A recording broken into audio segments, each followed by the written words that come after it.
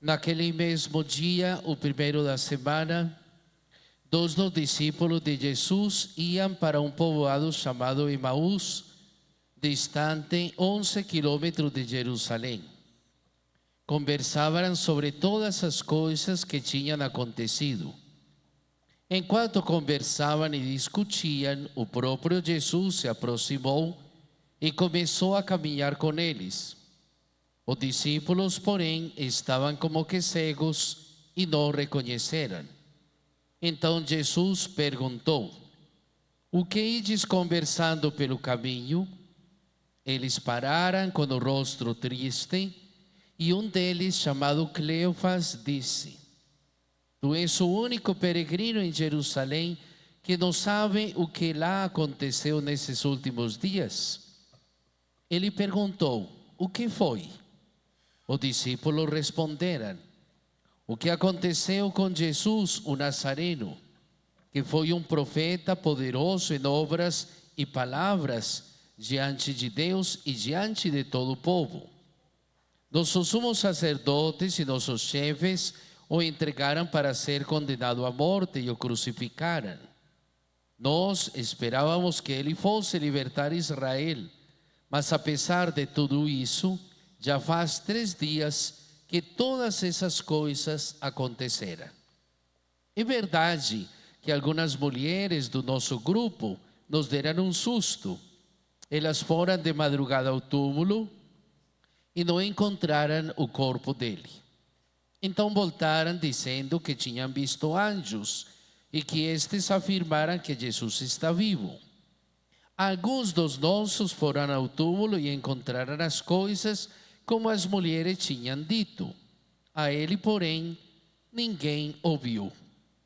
Então Jesus lhes disse: como sois sem inteligência e lentos para crer em tudo que os profetas falaram. Será que o Cristo não devia sofrer tudo isso para entrar na sua glória? E começando por Moisés e passando pelos profetas, explicava aos discípulos todas as passagens da Escritura que falavam a respeito dele. Quando chegaram perto do povoado para onde iam, Jesus fez de conta que ia mais adiante.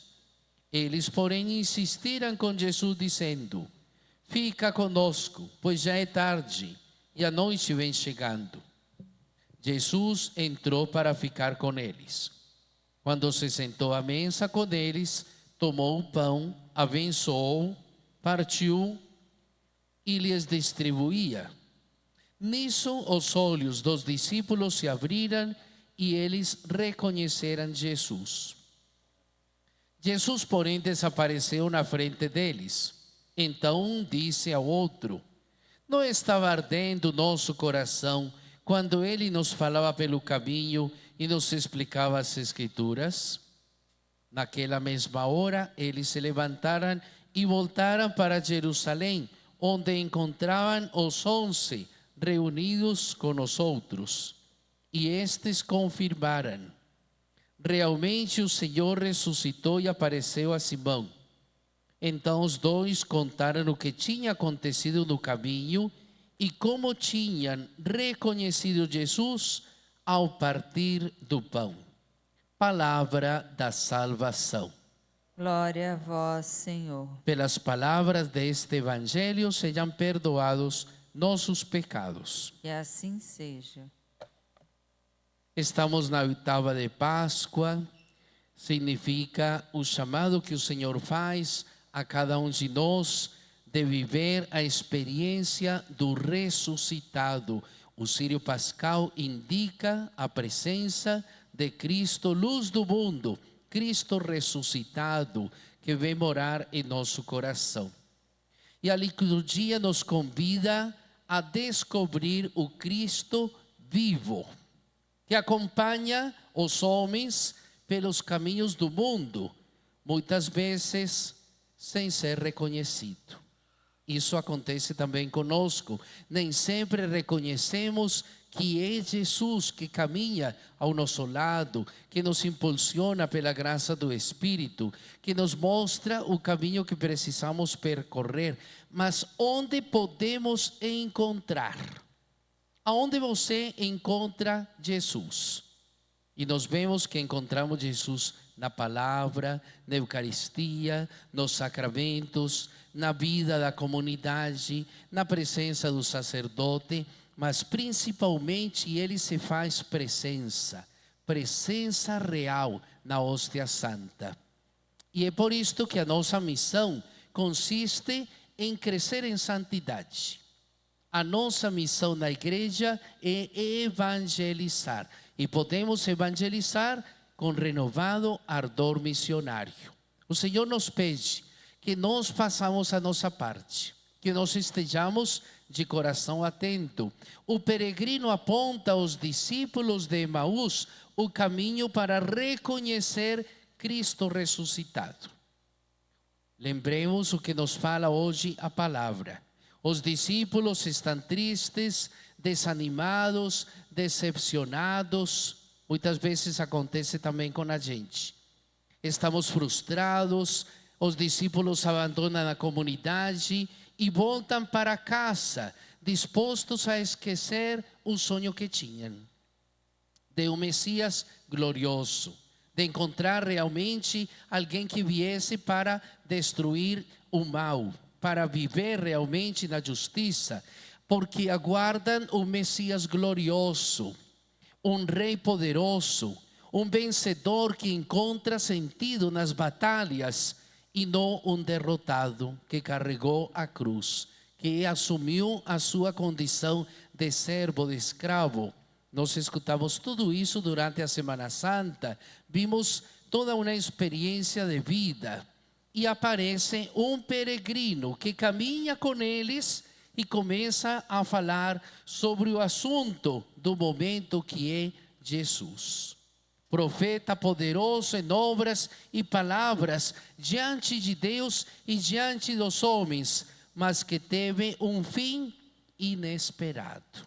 Ninguém esperava que Jesus terminasse no madeiro da cruz. O peregrino interpreta as Escrituras. E é isto que é importante para a nossa espiritualidade. Nós precisamos ouvir a palavra de Deus.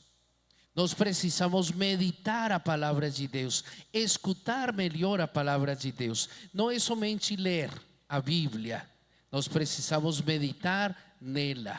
Quando meditamos na palavra, nós entendemos as Sagradas Escrituras e eles escutam com interesse o que Jesus está falando, mas não sabiam que era Jesus. E Jesus foi falando a respeito das Sagradas Escrituras. Logo ele depois vão dizer: não ardia nosso coração quando escutávamos a palavra? É assim que nós como comunidade devemos fazer. Quando escutamos a palavra, hoje mesmo a primeira leitura dos Atos dos Apóstolos nos fala a respeito de João e de Pedro, que curaram lá no templo. Por quê? Porque o Espírito Santo agia com eles.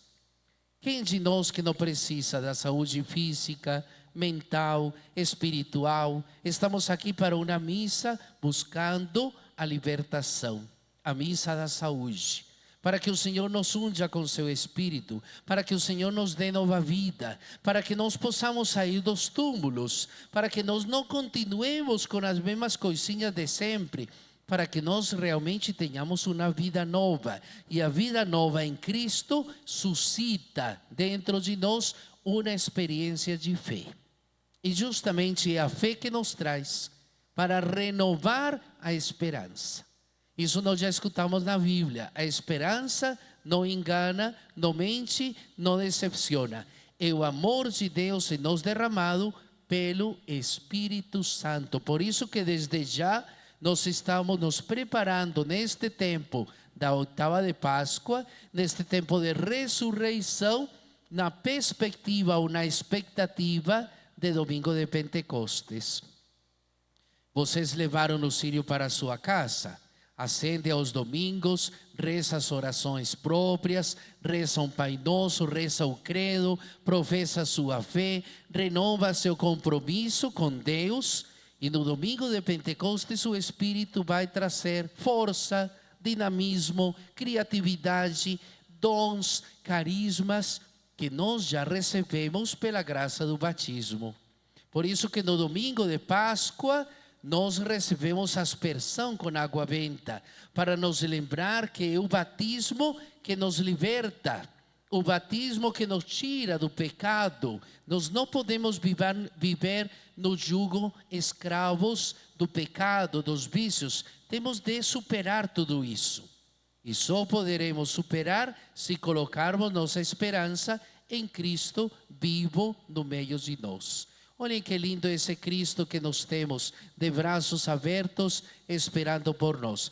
Vamos agora aproximar-nos aqui do altar, pedir ao Senhor que toque nosso coração, que encha o Espírito em nosso interior, que nós também, como os discípulos de Emaús, saibamos reconhecer a presença de Jesus em nossa vida. Jesus quer ficar perto de nós. Às vezes nós bloqueamos, às vezes nós estamos cheios de tantas coisas do mundo que não deixamos o Espírito agir em nosso interior. Então precisamos esvaziar-nos, precisamos colocar